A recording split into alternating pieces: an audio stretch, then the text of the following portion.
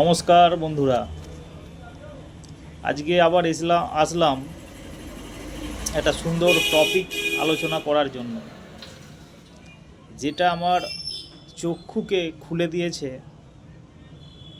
আমাদের সুস্বাস্থ্য কিভাবে বজায় রাখব সেই বিষয়টি জানার পর আমরা কি কখনো ভেবেছি, can we even picture life without a doctor?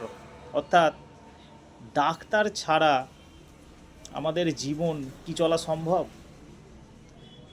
যখন এই কথাটা আমি শুনলাম, সত্যিই মনে হলো আজকের যুগে দাঁড়িয়ে একটা মানুষ ডাক্তার ছাড়া চলতে পারে না। কেন?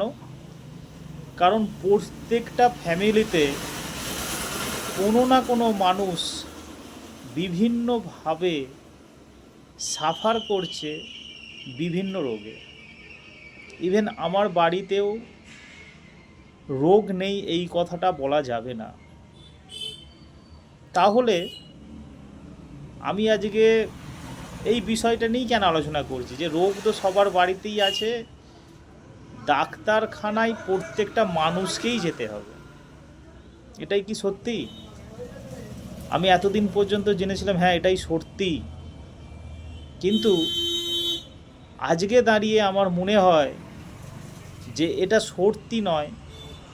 এটা আমাদের কাছে দেখানো হচ্ছে এইভাবে যে মানুষের রোগ হলে ডাক্তারখানাতেই যেতে হবে।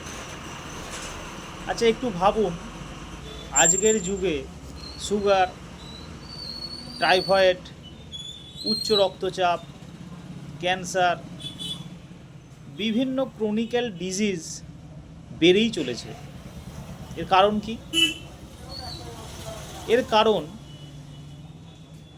মানুষের খাদ্য তালিকা, মানুষের জীবনযাত্রা, মানুষের মানসিক অবস্থার পরিবর্তন হয়েছে। কোনো মানুষ তার জীবন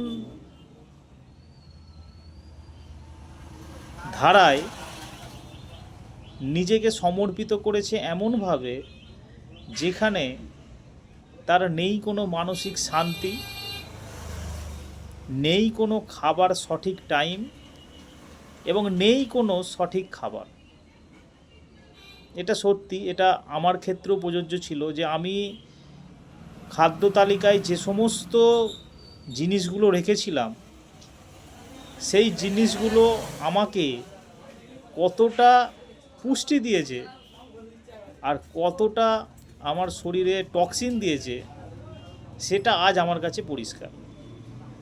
তাই আমি আজকে জেনে গেছি কিভাবে ওষুধ ছাড়া, ডাক্তার ছাড়া একটা সুন্দর জীবন এনজয় করা যায় এবং রোগ মুক্তি কিভাবে ঘটানো যায়।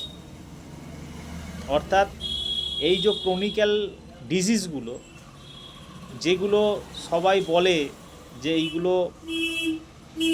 এই সমস্যার সমাধান হয় না, ফ্রেন্ড, আজকে আমি জোর গলায় বলতে পারি হ্যাঁ এই সমস্যার সমাধান হয়। কিভাবে হয় সেটা জানতে গেলে পরের ভিডিওতে আসুন, পরের ভিডিওটা দেখুন।